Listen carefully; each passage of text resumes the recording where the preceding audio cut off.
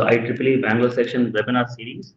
And given the crisis that we all are in, we appreciate your time and efforts to actually take part in this program. So Chengappa has already introduced me. So yes, I work as a scientist at the Corporate Research Innovation Unit of TCS. I'm located here in the Innovation Labs in Bangalore. In addition, I volunteer my time for various learning and skill development initiatives. And this has been my primary reason for volunteering for IEEE in general and IEEE Bangalore section in specific. Currently, I'm the treasurer and an executive committee member of the IEEE Bangalore section. Now, to get started, I think the title is out over there for you to take a look at. So I've named the presentation as how can mobility be used to solve a social problem. Now, the title may be a bit intriguing to some of you or rather many of you, but I'll probably, as I go through the presentation, try to give my perspective about why do I believe mobility is a very powerful tool for solving social problems. Okay. Now, as you can understand, there are two words that are highlighted over here. One is mobility, and the other is social, and the third one is problem. If you look at the textbook definition of mobility, it is simply the act of uh, somebody speaking in the background. Can you mute yourself, please? Thank you. So, but the textbook definition is the act of moving like people and goods from point A to point B, right? That's what the textbook definition mobility is. Um, that's okay, Changap. I think I'm just going over giving the audience a bit of background to it. I will change my slides shortly. Now, there are various ways to move from point A to point B, rather various means, I would say. And here we would like to understand how the very act of moving can be used in a way that can create social value and social benefits, right? And that will be the primary aim of this talk. The way I have structured this talk is that for the first 40 minutes or so, I will go over my presentation, and then we can probably spend the last 20 minutes to answer any queries or clarifications that you may have on the talk, right? So that's the format that's going to be. So moving on. Now, before let me just set the context here. Now, I'm very firm believer that whatever happens has a precedence. There is something in the past that has really brought to the stage that where we are in, and the story is no different from mobility, right? Now, so the question to ask is why mobility and how mobility, right? Now, why comes so the question to ask is what is the Big Bang movement of mobility. Now, for me, I would probably start from this timeline. So, the Big Bang moment of the current state of mobility is this urbanization era, right? So, I pulled out what you see on this slide is a statistics that I've taken from the United Nations, which shows us how is urbanization spread across different parts of the world.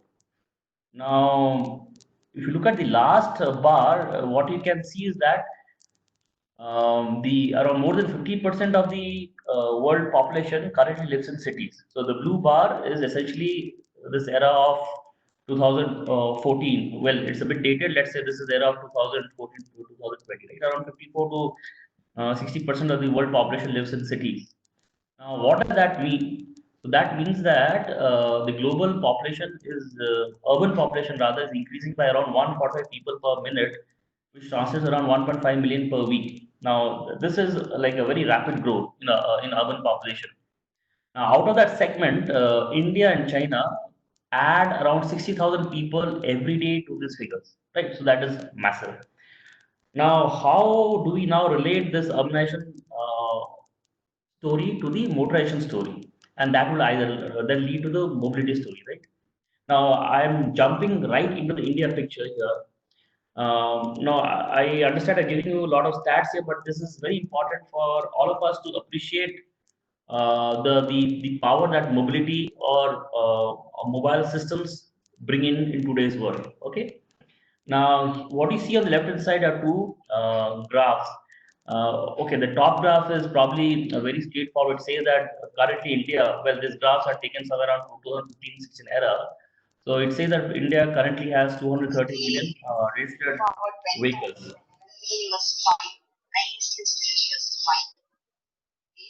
Somebody speaking in the background, can you mute yourself?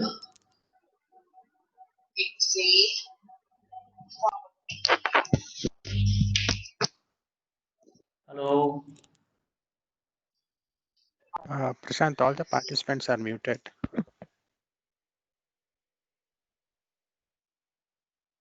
So, okay. Okay, now the graph at the bottom, I think that's more interesting. Okay, so this graph says what it says is that the vehicle density has tripled in the last 15 to 20 years. Now, what does that mean? That means is that what that graph says is in every 1,000 people entering the city, around 16% end up buying a vehicle, which means that out of every 1,000 people entering the city, and there's the addition of around 160 to 167 new vehicles. Now, and out of that 167 new vehicles, around 135 vehicles are two wheelers, and remaining 21 are like passenger vehicles, as per the split that you see on the top, right? Now, these are some important stats to keep in mind that we are urbanizing, our cities are urbanizing at a very rapid rate, and out of every 100 people who are entering the city premises, um, around 130 people end up buying a two-wheeler, and around 20 to 30 people end up buying a four-wheeler. Right? So, and you will see if you really accelerate these numbers over the entire nation over the years to come and for futures to come, this will really add up in a massive fashion.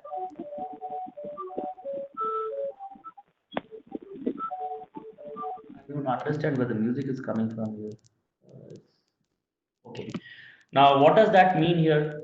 Now, just to appreciate what have we achieved in this last 2 to 3 decades. So, just this is a teaser picture. Now, this rapid rate of motorization has resulted in what you see in front. So, this is a picture of Bangalore and the famous MG Road on Bangalore in the 90s. Okay.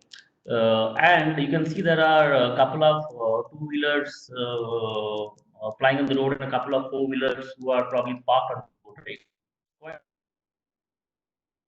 Fast forward to what we where we are now. This is MG Road in 2020, right?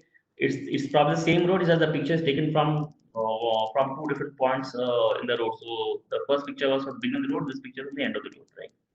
And you see the massive built up of and volume of vehicles on the road, right? Now, what I would like you to take from these from the slides that are just presented is what is the mobility or the urban mobility story of India? So this to just to capture in one statement, we have a problem of plenty. We have a lot of vehicles and a lot of vehicles, right? Now, if you think about it, yes, it's a problem because more the number of vehicles, the more number of resources needs will get utilized. The management of those vehicles is a problem, maintenance and other things, city resources becomes a problem. But the question that I want all of us to think is that can we convert or recast this problem into a benefit? So can we think about this problem of plenty into what I say an abundance of resources, and can we use those abundance of resources to actually solve social problems, right? So that is what I want to really touch upon today. Hope this context setting makes sense to you. So what started from is the story of urbanization. Then we looked at how that urbanization translated to motorization, and what we extracted from that aspect is that we are living in an era where there are too many vehicles around us, and can we convert that to our advantage and actually use those resources to solve a very pressing social need, and or rather a very pressing social problem. Okay. Now moving forward, what I would like to do in the next probably 10 to 15 slides is to run you through a couple of use cases and actually try to give you a perspective as to will this hypothesis really work in practice? Can you really convert the abundance of resources or the plenty plentiful of vehicles around us to really solve the social problem. Okay. So the first use case that I would like to take up is the parking violation use case. I'm sure this is a use case that is very close to a lot of us, especially is a use case that is very close to me. I typically drive around 60 kilometers per day from home to office and back home. And I spend a lot of time looking at the road. And of course, in a city like Bangalore, the traffic is very slow moving. And part of the reason for the slow moving traffic is actually the way people park on the road. Okay. And so this picture typically captures what I just said. Yes, this is probably a picture in probably all major metro cities of India. There's slow moving traffic, there's traffic congestion, right? And now the question to ask is that why does congestion build up on the road, right? Now congestion typically, whether it is traffic congestion, vehicle congestion, or network congestion, congestion happens when the demand exceeds the capacity, right? And to put that in some very easy to understand depictions, here is the scenario on left hand side. So let us assume example that the road that we have has a capacity for onboarding two vehicles at a time, right? But then what you see on left hand side is that there are probably around 10 to 20 vehicles who are waiting to enter that lane that can accommodate just two vehicles all at the same time, right? So this is one scenario. So this is a scenario where your demand, in sense, the number of vehicles who want to use the road exceeds the capacity, which is the road itself, which can accommodate just two vehicles at a time, right? The other scenario is yes, you have a road which can onboard two vehicles at a time, and in fact, there are two vehicles that are waiting to get on the road. But then you have these red vehicles that are standing on either sides of the road, right?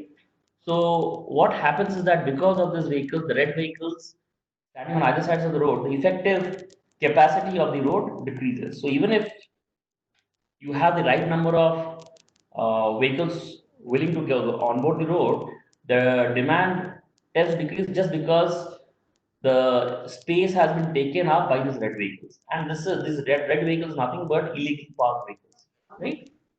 So in a country like India, I think we have a combination of both of the scenarios. Yes, there are a lot of vehicles who want to enter the road at the same point of time, but in addition to that, whatever resources that we have, whatever road capacity we have, that the effective road capacity reduces just because the other vehicles who are parked over there and the moving vehicles are left with very little space to move around. Okay. Now, this is again a picture taken in one of the very popular streets of Bangalore, where you can see you have a no parking signboard, and right below the no parking signboard, you have vehicles which are parked. And of course, on the size of the vehicles, I'm sure the owners are quite sensible folks who would know that this is not a place to park vehicles, isn't it? Now, just to put some numbers around it so that we can measure the severity of this problem. So, illegal parking takes about 40% of the road or street space. Okay, so that's a huge number, right?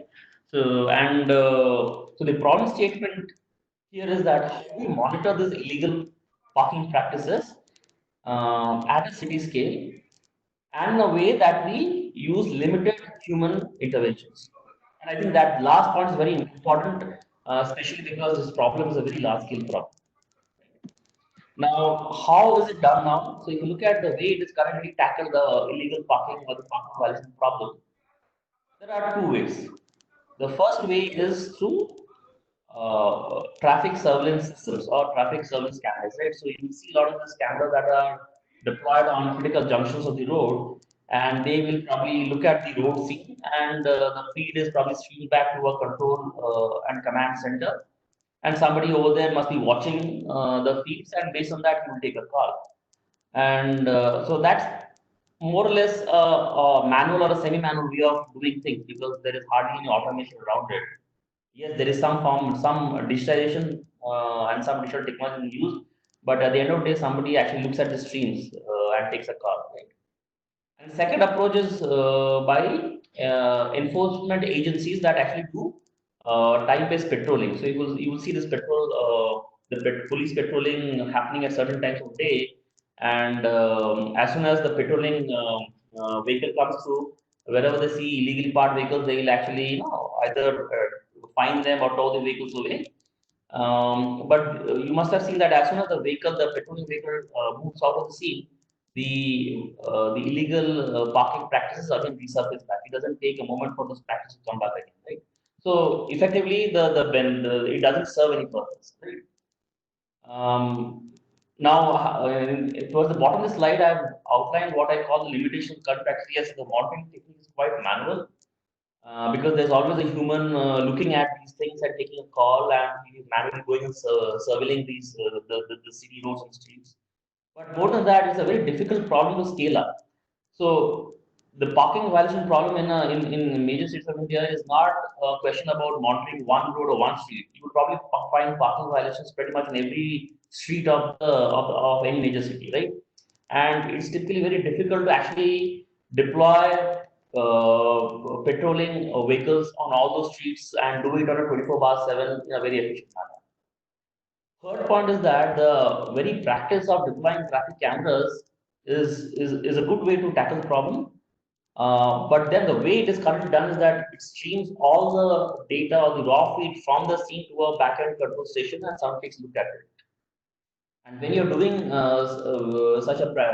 when you're doing such a thing, it brings around a lot of privacy implications, because you're actually looking at people, vehicles actually who are going to the city roads and streets, right?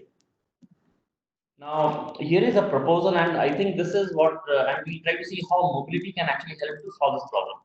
And so the idea here is very simple: is that you have a lot of radio taxi companies that actually work in the city, right? You have the Ubers, the Olas, and the Meru cabs, right?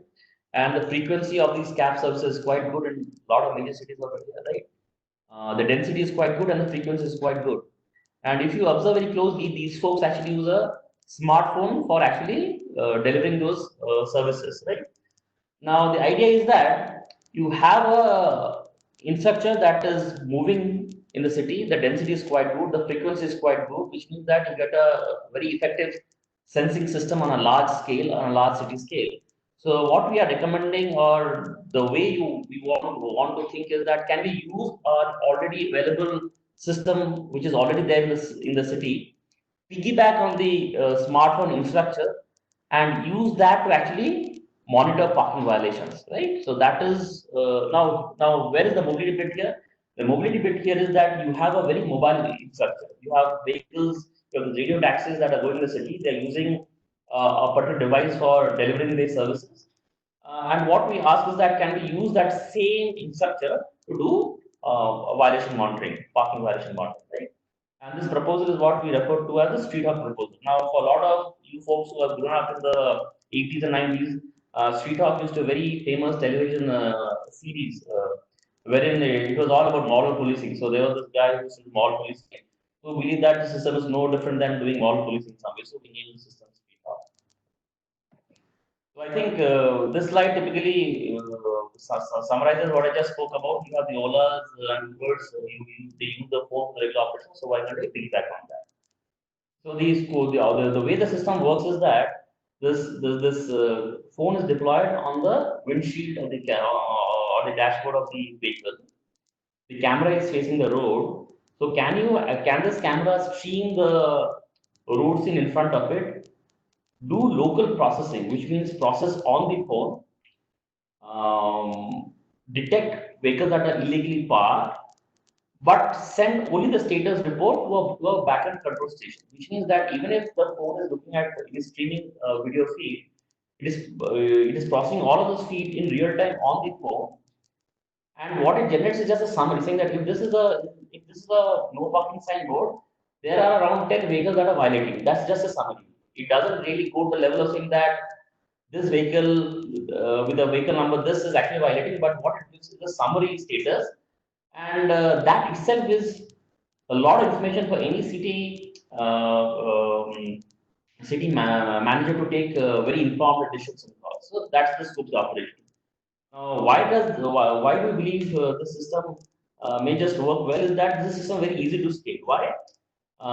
because it's a highly distributed system. There is no central control around it, right? So you have all of the processing and sensing and everything works on the device itself, right?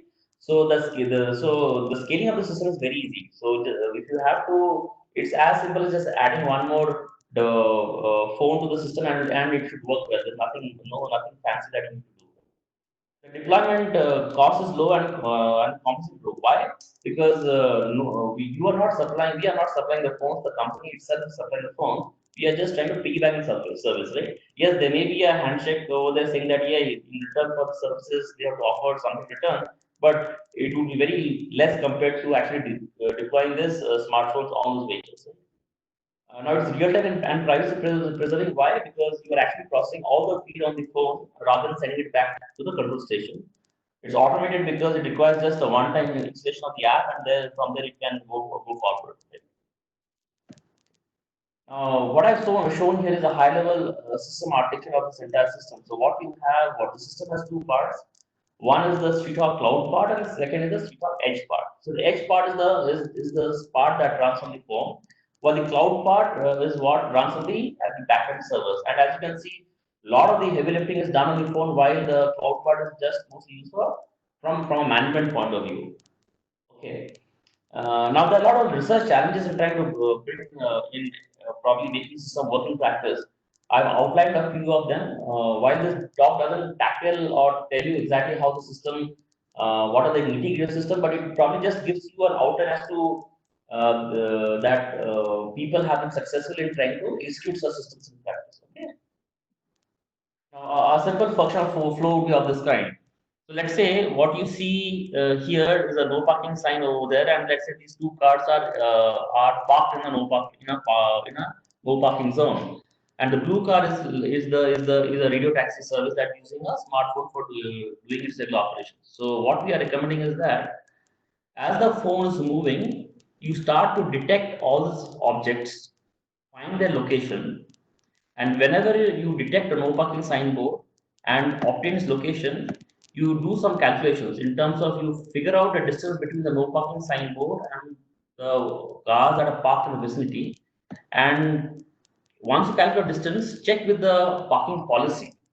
And if these distances are violating the parking policy, you flag those violations. For example, in India, the parking policy states that if a vehicle is parked in a 100-meter proximity of no parking violation, no parking signal, that's typically taken as a parking violation, right? So if this distance is probably which it's a total 100 meters span, which means 50 meters on the left hand side of the no parking signboard and 50 meters right hand side of the signboard. So if these distances that you calculate are less than 50 meters on either end, you would probably flag that these vehicles are violating it, right? And once you do that on a city scale, this is the type of map you would generate. So what I've shown on the right hand side is a parking violation map. So the map is very similar to what you would see in a Google map, right? So Google map typically gives the vehicular movement or the traffic movement in the city. This map typically gives you the violation status in the city. So this is me driving from home to office in two different routes. And wherever you see there are these red colors, those are the zones of high parking violation. And wherever you see green colors, those are zones of very low parking violation.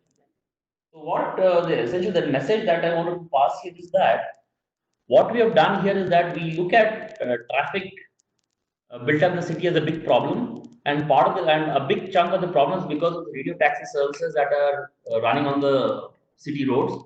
But what we have done is that we have taken that basic problem and converted that to an advantage point, and we are using that advantage point of these guys moving the city at great frequency at great density and piggybacking on the smartphone services that they offer to actually solve a parking violation problem, right? So hopefully this makes the point that I was trying to pitch in, probably in the first few slides of this talk, right? So this is one use case. Now, if you want to refer to this work, so this is a work that we got recently published in ACM BuildSys. So BuildSys is a conference on smart cities. It's a conference of the ACM community. And the paper is titled "City Scale Modeling of On-Street Parking Violation in Street." So take a look at it. Now, the second is now given that this is the model that we followed, saying that we want to piggyback on the radio taxis that are running in the cities and the phone infrastructure that they're using. The question that I would like to pose to the audience is that can we use that same infrastructure for solving other social problems, right? One of the problems is street light monitoring. Now, if you look at monitoring streetlights, a big deal in Indian cities because um, now in most cases you will find this, the conditions of the streetlights is not well done. Some streetlights would not be up and running. Some would be very bleak.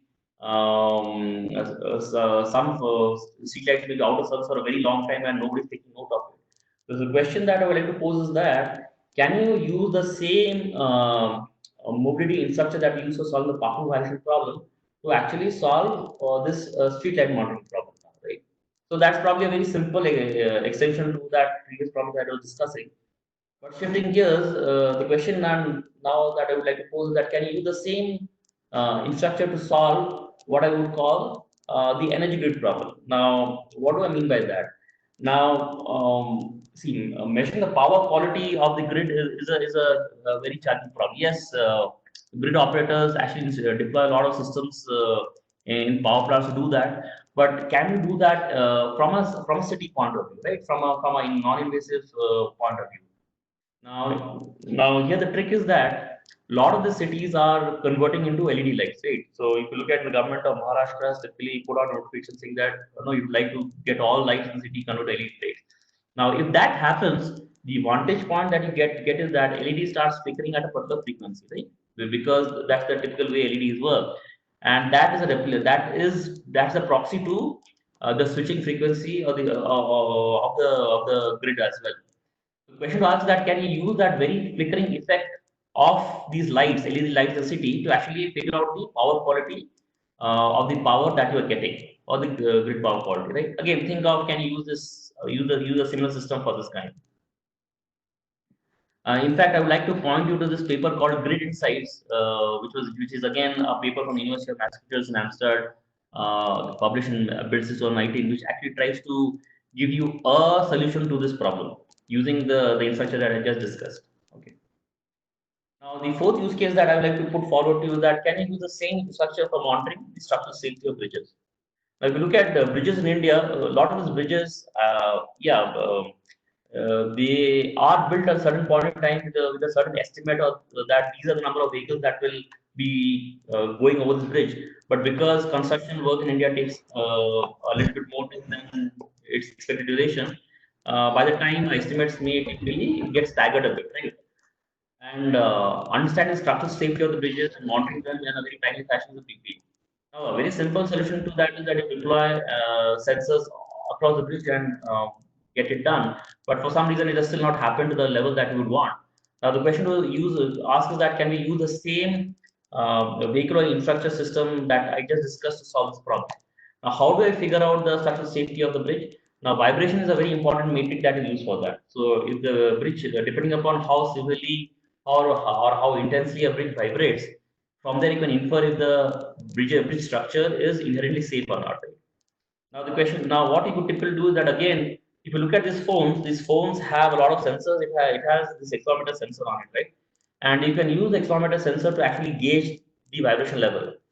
Now, now the challenge here is that when you do that, the vibration that you will be sensing is the vibration of the vehicle itself as well as vibration of the bridge. So typically, just using one phone system of that kind may not suffice the purpose. So that's where you may want to actually fuse data from multiple such systems and actually come up with a better estimate. Now the question to ask is that can you do that, and can you do that in an efficient fashion that somebody can actually put to good use, right? So again, this is a problem that you may want to see if that can be solved by the approach that we have discussed for the parking violation. Um, um, now, now I think the mobility landscape that I was speaking to this point of time was basically taking into account all the urban mobility resources like vehicles and people and other things, right? So that is what we see on the left hand side. But there are other mobility assets that are available to us these days, right? You have the autonomous cars, and you have this delivery pods and drones. Then people, when they carry, people nowadays carry a lot of computing platforms themselves. They carry their laptops, their phones, their PDAs. They wear smart watches. They probably would wear smart glasses. They embed a lot of smart sensors on the clothes they wear, right? So of course, this in fact creates a mobile system, and that can be used to an advantage as well. And the next couple of use cases that I want to tackle actually uses piggybacks on this type of systems to actually solve a glaring problem. Okay. Now, the fifth use case that I want to put forward to you is can drones be used for the purpose of aerial search and emergency response? And why so? Because no, I think conditions, situations of this kind are there. These are very extreme conditions where a bridge collapses or there's explosion in the mine because of excess built of methane in the mine, right? Now, once the bridge building collapses or mine wall collapses, it is very difficult to actually, get a handle of people who are trapped inside. Because you really cannot see them because they are somewhere buried inside the rubble. Now, an approach that people have been using is that can drones be used for that purpose? Yes, it's a good technology use, but the fundamental challenge the current drone technology is that it is a very vision dominated technology, wherein you put a camera on the drone and the camera flies around with and tries to see the scene. Now, yes, this type of setup can solve a lot of use cases, but it has its restrictions when it tries to solve use case of this kind, where it wants to figure out where are people trapped in a building that is collapsed or a mine that is collapsed. Right? So essentially the question to ask is that what is the prominent cue that comes out from the scene? The cue. So the prominent cue that comes out is audio cue, because somebody trapped inside a building rubble maybe screaming for help. You cannot see these people, but you can definitely hear them. So in that case, typically mounting a camera on the drone would not work. And for that very reason, we would like to ask the question: can we provision something similar to the ears for the drones? Can we provision like a hearing system for the drones so that in it can augment that capability with the vision capability that already has to come up with a very strong mounting system or and search and rescue system? Right. Now, this is something that we have worked on. I think I've given a link on the right hand side. I've given a link to my to the Mint talk that I delivered on this very technology. There are also research papers that were published on this. I'll encourage you to take a look at it. But the point that I'm trying to make is that this is a mobile system that is becoming popular day by day. And with certain technological advancements, they can become a very strong platform to solve a lot of use cases beyond over and beyond what it currently does. Okay. And these are problems that are very challenging, and if we can solve them, they will have a big social impact. Okay. And the last use case that I would like to probably share with you is that can you use some of the systems to actually establish the problems of diseases? Now, I think this is a very apt slide because we are the current scenario such that we are all locked down in our home because of coronavirus scare. And as you understand, as I think there have been reports that say that these type of viruses actually are carried by bats, right? That could be the source, possible source of the disease. Now, this is so the question to ask is that yes, there are a lot of interventions that are happening these days where people are working on can we design low cost ventilators and can I understand how quickly a disease gets spread. But a more fundamental question could be to actually understand the provenance of the disease. And if the disease is originating from a bat, we would like to understand how does a bat acquire this virus from. Okay. Now, and that's where you would want to track and monitor these bats. Now, this is a project that I was involved in probably in around 2012-13 era, where we were trying to track these bats for the same very reason that we are worried now. Of course, this novel coronavirus was not there, but yes, bats are known to carry this Hendra virus and Ebola and SARS-like coronavirus at this point of time, right? So and we then we are working with a team of field biologists to actually mount sensors on these bats and track them where they go. And we wanted to understand do they do this these bats are a very unexplored species. We really don't know whom they go and interact with, how do different species of bats actually interact with each other, where do they pick up the disease vectors. And the idea was that if you could track the location of the bats as they go on these large expeditions across continents, probably that would give us some insights as to where they do acquire diseases. So this is something that you can also think of from mobility aspect. Now here, what the mobility aspect here in it, the mobility aspect here in that you have a bat that is flying, and if you can actually build like a smart collar for this bat, which has a couple of sensors, you can actually inherently make that system mobile and use that for tracking the species in a very pristine and a very detailed manner, right? So again, this is a work that we're doing somewhere in the 2012-13 era. This paper was published in an ASM conference called Information Processing Sensor Networks. It's called IPS in 2014. Again, encourage you to take a look at the paper. Well, the paper title is to do something with GPS technology, but the technology was to build a very efficient and energy efficient tracking system. But you will see the basic motivated application was really to actually understand these bats to track where the pick this disease vectors from. Okay. Now, with that, I'll probably come to my to the last slide. Whatever use cases that are presented and whatever mobility aspirations that I've spoken about, there's an initiative that we started under ITL Bangalore section that we call Mobility for a Cause.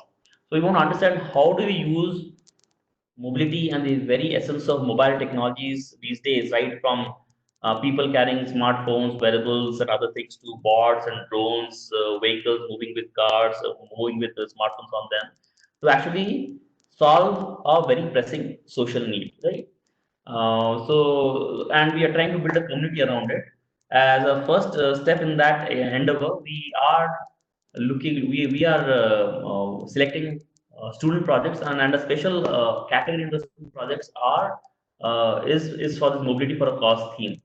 So any of the if students are on this call, you are listening to this talk, and you have a cool project idea in mind that typically fits this theme, do submit your proposals to ITL Bank section for this call. The benefit that you will get is that you will get if your proposal gets selected, you will be assigned a mentor with whom you can work with to actually make the system stand out. And then you will enter into a competition mode, and if you win that competition, you'll be awarded with a cash prize of 10K, right? Of course, not a very big money, but something for you guys to feel happy about, along with the certificate appreciation from ITL Bank. So with that, I'll probably conclude my presentation. I think I've taken exactly 40 minutes from the time we started. So with this, let me finish my presentation and open the floor to audiences and people on this call to probably pose any questions to me. I'm very happy to answer them. Thank you. Over to you, Chengappa. Uh, Thank you, Prashant. That was very talk on how we can use mobility and use cases in solving the social problems that we encounter in a day-to-day life. I'm sure that participants would be benefited from this. So, okay, there is one section question on the chat window, and the question is, do you have any use case for rural sector where there is not much of internet connectivity and mobile penetration? So probably if you can answer that. Yeah. So I think thanks for the question. It's a very valid point. So I think for the rural sector, I think see the smartphone technology has been a revolution for developing countries like ours. Because what is empowers every person is a very smart computing platform with a lot of connectivity options, a lot of sensing options, right? Now the question that you pose is very apt, saying that if you look at rural sectors, there is hardly any connectivity. So what best can you do with it? Now, I think with the mobile technology that we have these days, of course, with the lack of bandwidth and less network coverage options, you can actually use a lot of this store and forward mechanism, wherein actually the problem that you want to solve, the very aspect that you want to solve, and the very sense information that you need may be stored on the devices. And whenever you find a connectivity, you may probably upload that to a central location for somebody to take a look at it, right? So I don't have very concrete use cases because if you look at entire presentation, the soul of the entire presentation is that there's a lot of volume in mobility, a lot of vehicles and a lot of vehicular traffic happening. So idea was how to use that voluminous mass to an advantage point, right? I see the concern where you're saying that if you don't have the mass and volume that mobility offers, how do you tackle this problem? Yes, it will have limited impact, but saying so, the very essence that people actually have these mobile phones and the smartphones with them, I think we can find very innovative ways to use them, and that can be used to solve certain problems to a better fashion. And saying so, I think let me be very upfront saying that this is not the only way to solve problems. There are so many ways to solve it. This is yet another way to look at the problem, right? And I think it is best for somebody trying to avail the solution is the one to decide which one works best for him, isn't it?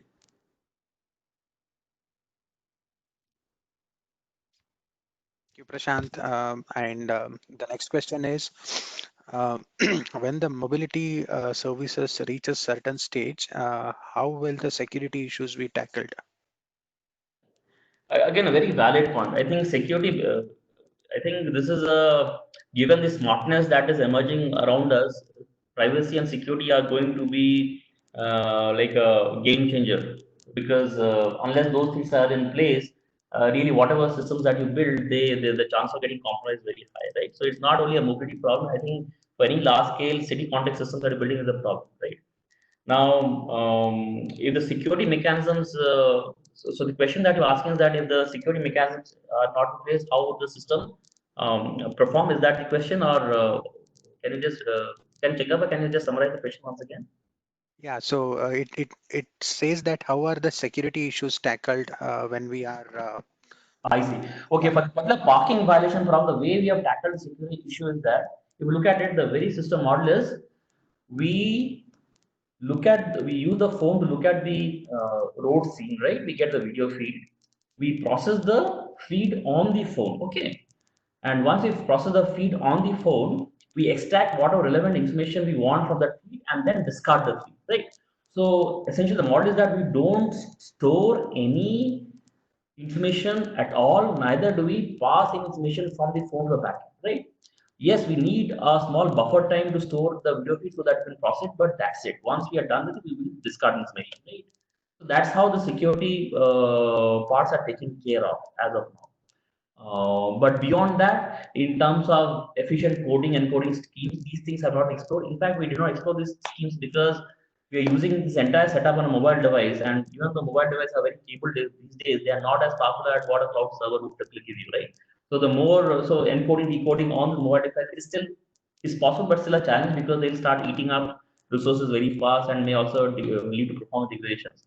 Rather, the way you tackle is that we do look at the raw feed. We use a very small window to store that feed, process it, and then discard the feed. So that's how we have taken care of the security issues as of now.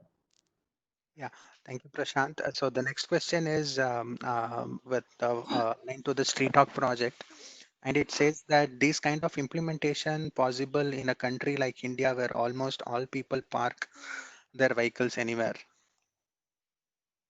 This was the basic rationale of coming up with the system. I think it's a very, very important question because what you're hitting at is that technology alone cannot solve this problem, and that's a very right way to pose it. Yes, we have a technology in place, but it is all about using this technology to bring about a change in people's behavior, right? Yes, when you actually start implementing the system, putting the system in practice, probably for the first year or so, 12 months or so, you may not really see a lot of impact happening. But I think with time, as people start getting tuned to the system and getting rewarded as well as punished by the system, I think there will be a behavior change that will come. And to give a very simple example, just like what happened in the lockdown period, like when the lockdown period started for the first 1 week, we had great difficulty in adjusting to the fact that we would stay at home 24 by 7, right? But then after a week, we somehow started adjusting or to the fact that this is how life is going to be, and think that brought about a behavioral change in us. So that is the thing with every new technology that you will get into the market. Yes, the technology alone cannot solve this problem, but being persistent with it over time, if you can bring about a behavioral change, in people that will actually bring a solve the problem. Yeah, thank you, Prashant. Again, something on Street Talk project. So as discussed, so we would be collaborating with the cab drivers, the cab aggregator, the application that we encourage would that be an application that we encourage the drivers to use? And how do we change the mindset of the driver? Sometimes to turn off good things in our views. Can this be integrated to the public eye app of Bangalore Traffic Police to encourage all good citizens to be part of this initiative? Yeah, yeah. No, I think whoever has raised the question is a very good thought process. I think, see, ideally, whether it's a cab company or an individual person driving his own vehicle, this app can be used by all those that entire segment, population segment, right? Why we chose cab companies? Because there would be some what to say, because you are working with the organization, a cab or cab company which is organized sector. The results, we believe the results will be better, because when some, it's not like the driver, any every individual driver will put the app by himself. If the aggregator says that this is a policy of the company, that the phone that you use along with my app, you need to install this app. If that policy is pushed from the aggregator to the driver, that will be accomplished. Secondly, you have to tie that with the incentive for the driver slash the aggregator. Now, currently, you don't see any incentive mechanism here, but honestly speaking, this will only work when you tie that with incentive, wherein you say that yes, you every all cab companies and drivers who are enrolled in that cab company need to use this app. But in return, it may also happen that you may get, every driver may get like a small discount for or small commission for the violation work that is done every day. Or from the company point of view, aggregator point, cab aggregator point of view, it may get a, let's say, a tax reward incentive from the government. So what I'm saying, point I'm making is that there has to be some incentive mechanism tied with the system for it to really, for people to actually work in an organized manner. Now, saying so, this can also be used by people who are driving their own private vehicles. Now, the only concern that we have is that yes, people are very aware these days, but saying so, they responsibility to do that may not be up to the mark. Saying so, again, this is a very subjective statement. I have no data points to say that this won't the right approach. This is just a hypothesis, and based on the hypothesis, we are trying to work with the plans to work with cab companies to actually make it work in the first place. Thank you, Prashant. And there are a couple of more questions which I would be combining it. So if we have like provided a demo of the Street Hawk project to the traffic authority, what was the feedback from them? And also the next question is, can we implement this concept with BMTC buses and request government to support it? Yeah, I think the first question, have we shown it to traffic authorities and other things? Well, the short answer is no, we haven't shown it. Yes, we have probably we have shown certain teasers where we have found it, but we haven't officially gone and spoken to them saying that, see, this is what the technology that we have. I think this is in the roadmap. This will have, this is something we would take up soon. But saying so, we haven't done it now. Yes, we have got certain inputs and feedbacks in the process. Okay. Second thing is, can this be integrated VLTCC buses? I think this is a good line of action, because anyway there are so many BMTC buses, and given that this new regulation has come in India wherein all buses have to share the location, right? There's a new policy around it. So you can very well club it with this one to actually come out with a very integrated mobility policy around the parking and mobility space, isn't it? So yes, this can very well be also accommodated for BMTC buses. Thank you, Prashant. And there is a question on the student project. Like people want to know if it's only like as it says, it should be open only for students. But is there any possibility of working professionals to also contribute and participate in this? See, okay. The sad thing is, it is only open for students, the student projects, because this has been the current scope of this mobility for cause. But saying so, I think the second part is we would be creating a page for this mobility for cause, wherein we would probably encourage all working professionals and students to probably showcase what they have done in space to the larger community through this particular forum, right? And that would provide the avenue for all of us to actually look at what are the cool new ideas and technology that we have built and how they can be best put to practice. So that's the second part. But the first part, as for the project entries, at this point it is limited to students, because see the idea is that why we use that mode is that because IEEE Bangalore section has a very active scheme for encouraging students to do a good projects for the final year, and we try to club up the scheme with that so that students actually do really well, and when they do really well, and if that problem is aligned to this particular theme, we typically should be able to offer them some very good mentorship along with some incentive and recognition for them, right? But saying so, the next what we are trying, what we will be doing shortly is probably opening up a page based on this cause wherein all people who have something to offer or showcase can upload their demonstration videos on it for people to take a look at it, and based on that I think we can think about what new competitions or categories can be spin up. See, the best thing about IEEE is that if the community is interested, we will create a forum for the community, and given that somebody here has expressed an interest to actually take part in initiatives, that gives us a lot of leverage to actually create an initiative that will take your interests into account. So yes, we will do it. We'll take that very seriously, this input, and we'll do it. Thank you, Prashant. And the next question is on drones with ears concept, which you are mentioning. Mm. So how will it be workable since the sound of the drone itself would be loud enough, at least the one with rotating wings? So Yeah, very good. I think this person who has posed this question, I think he got the gist very well. I think that is the research problem that we have tackled over there.